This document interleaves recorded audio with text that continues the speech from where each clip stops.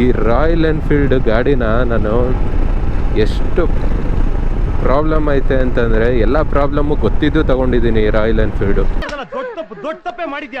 ಪ್ರಾಬ್ಲಮ್ಗಳು ನನ್ನ ಗಾಡಿ ನೋಡಿ ಫುಲ್ಲು ಹ್ಯಾಂಡಲ್ಲು ಶೇಕ್ ಆಗ್ತೈತೆ, ಫುಲ್ಲು ಕಾರು ಚಲಾಯಿಸುತ್ತಾ ಚೆನ್ನಾಗಿ ಕಲಿತರೆ ಎಲ್ಲರೂ ಮೆಚ್ಚುತ್ತಾರೆ. ಅದೇ ಹೆಣ್ಮಗು ಕಾರ್ ಓಡಿಸ್ತಿದ್ರೆ ಎಲ್ಲರೂ ಬೆಚ್ಚುತ್ತಾರೆ. ಈ ತರದ್ ಮಾಡ್ಲು ಕರ್ನಾಟಕದಲ್ಲಿ ನೀವು ಒಬ್ರೇನೋ, ನಿಮ್ ಜೊತೆಗಾರ ಯಾರು ಅವರಪ್ಪ? ಇದೊಂದೇ ಮಾಸ್ಟರ್ ಪೀಸು.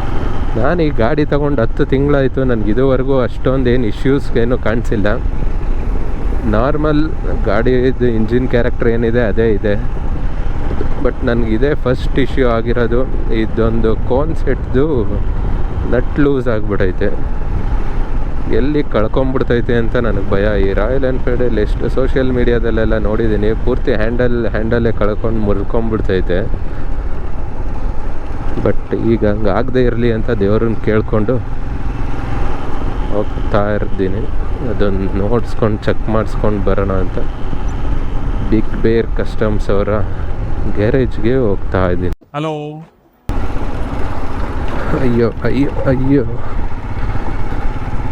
ಈ ಗುಂಡಿಗಳಿಗೆಲ್ಲ ಬಿಡಬೇಕಾದ್ರೆ ಎಲ್ಲ ಬೀಜ ಎಲ್ಲ ಬಾಯಿಗೆ ಬರ್ತೈತೆ ಗುರು, ಹ್ಯಾಂಡ್ಲಲ್ಲಿ ಕೈಗೆ ಬಂದುಬಿಡ್ತೈತೆ ಅಂತ ಅಂದ್ಬಿಟ್ಟು.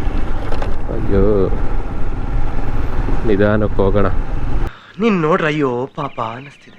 ನನ್ನ ಗಾಡಿ ತೊಗೊಬೇಕಾದ್ರೆ ಯೂಟ್ಯೂಬರ್ಸು, ಇನ್ಸ್ಟಾಗ್ರಾಮಲ್ಲಿ ರಾಯಲ್ ಎನ್ಫೀಲ್ಡ್ ಓಡಿಸೋರು ಬೇಜಾನ್ ಜನನ್ನ ಸಜೆಷನ್ ಕೇಳಿದೆ. ಟೆಸ್ಟ್ ಡ್ರೈವ್ ಮಾಡಿದ್ರೆ ಒಂದು 100 ಮೀಟ್ರು, ಒಂದು 500 ಮೀಟ್ರ್ ಮ್ಯಾಕ್ಸಿಮಮ್ ಕೊಡ್ತಾರೆ. ಅಷ್ಟು ಓಡಿಸ್ಬಿಟ್ಟು ಗಾಡಿನ ಜಡ್ಜ್ ಮಾಡೋಕ್ಕಾಗಲ್ಲ. ಸೊ ಅದಕ್ಕೆ ನಾನು ಯೂಟ್ಯೂಬಲ್ಲೆಲ್ಲ ನೋಡಿದೆ, ಪ್ಲಸ್ ಗಾಡಿ ಇಟ್ಟಿರೋರ್ನೆಲ್ಲ ಸಜೆಷನ್ ಕೇಳಿದೆ, ಯೂಟ್ಯೂಬರ್ಸು ಎಲ್ಲರೂ.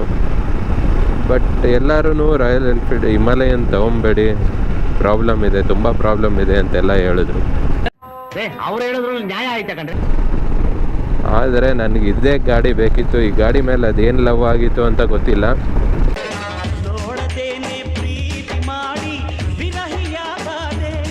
ನನ್ನ ಗಾಡಿನ ಒಂದು ಸರಿನೂ ಓಡಿಸೇ ಇರಲಿಲ್ಲ. ಹಂಗೆ ಹೋಗಿ ಡೈರೆಕ್ಟ್ ಶೋರೂಮಲ್ಲಿ ಅವತ್ತೇ ಟೆಸ್ಟ್ ರೈಡ್ ಮಾಡಿ ಅಲ್ಲೇ ಬುಕ್ ಮಾಡಿಬಿಟ್ಟು ಬಂದೆ. ತಪ್ಪು ಮಾಡಿಬಿಟ್ರಿ ನೀವು, ತಪ್ಪು ಮಾಡಿಬಿಟ್ರಿ. But I love this bike. ಪ್ರೇಮ ಕುರುಡು, ಪ್ರೇಮಿ ಕುರುಡು. ಹುಷಾರಾಗಿ ಹೋಗಬೇಕು. ಬ್ರೇಕ್ ಹಾಕಿದ್ರೆ ಹ್ಯಾಂಡ್ಲು ಕಳ್ಕೊಂಡು ಕೈಗೆ ಬಂದ್ಬಿಟ್ರೆ ಕಷ್ಟ. ಏನಕ್ಕೆ ಫೈರ್ ಇಂಜಿನ್ ಎಲ್ಲ ಬಂದ್ಬಿಟ್ಟೈತೆ, ಏನೋ ಆಗೈತೆ ಗುರು. ಅಂಗಡಿ ಬೆಂಕಿ ಎತ್ಕೊಂಡ್ಬಿಟ್ಟೈತೆ, ಪೆಟ್ಟಿ ಅಂಗಡಿ ರೋಡ್ ಸೈಡಲ್ಲಿರೋದು ಬೆಂಕಿ ಎತ್ಕೊಂಡ್ಬಿಟ್ಟೈತೆ. ಫೈರ್ ಇಂಜಿನ್ ಬಂದು ಆರಿಸೈತೆ. ಟ್ರಾಫಿಕ್ಕೇ ಇಲ್ಲ ಹಬ್ಬದ ದಿನ.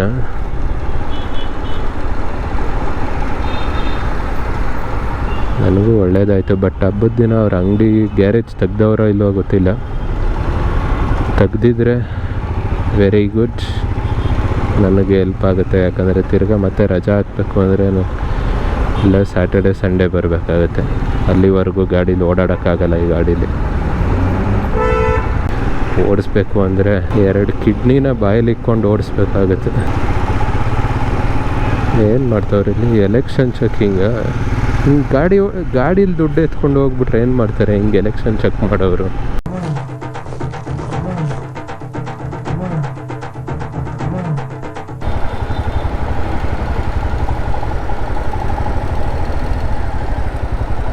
ಇಲ್ಲಿ ಸುಜುಕಿ ಸರ್ವಿಸ್ ಐತೆ, ಇಲ್ಲಿ ಟ್ರ್ಯಾಮ್ ಸರ್ವಿಸ್ ಐತೆ. ನಮ್ಮ ಬಿಗ್ ಬೇರ್ ಅವ್ರದ್ದು ಎಲ್ಲಿದೆ?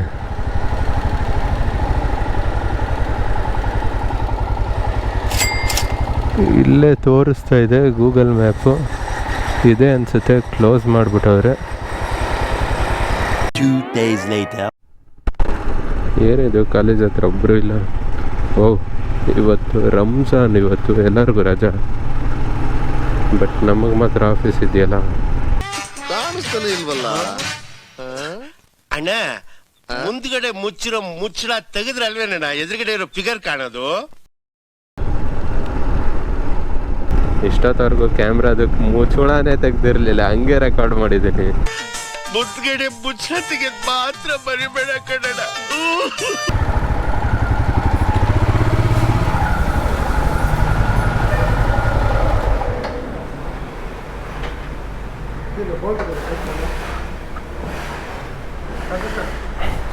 ಸೆಂಟ್ರ್ ಸ್ಟ್ಯಾಂಡ್ ಹಾಕ್ಬೇಕಾ?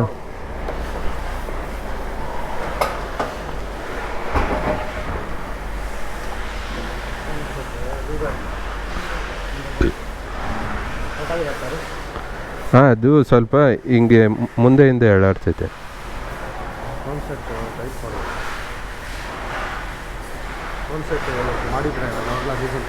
ಇಲ್ಲ, ಗಾಡಿ ತಗೊಂಡು ಈಗ ಒಂದು 8 ತಿಂಗಳಾಯ್ತು ಅಷ್ಟೇ. ಹಾಂ, ಹೊಸ ಗಾಡಿ.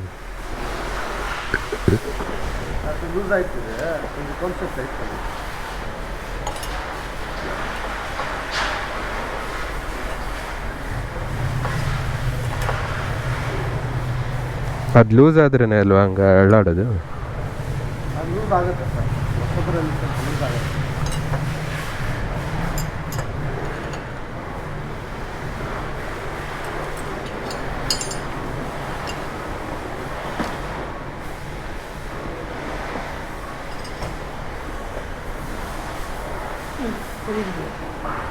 ಸರಿದೆ.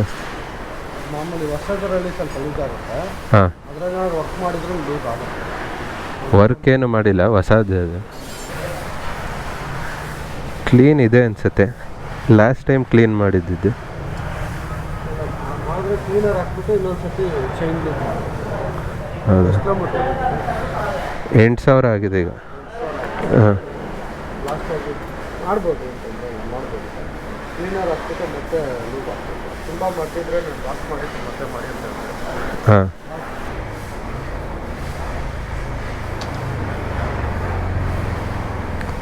ಲೂಸ್ ಆಯ್ತಾ ಚೈನ್?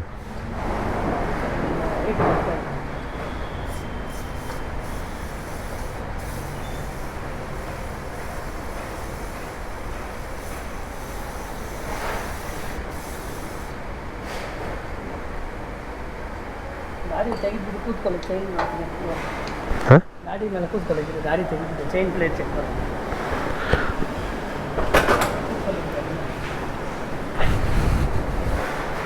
ಸಾಕು, ಕರೆಕ್ಟಾಗಿ ಕರೆಕ್ಟ್ ಇದೆಯಾ? Thank you sir.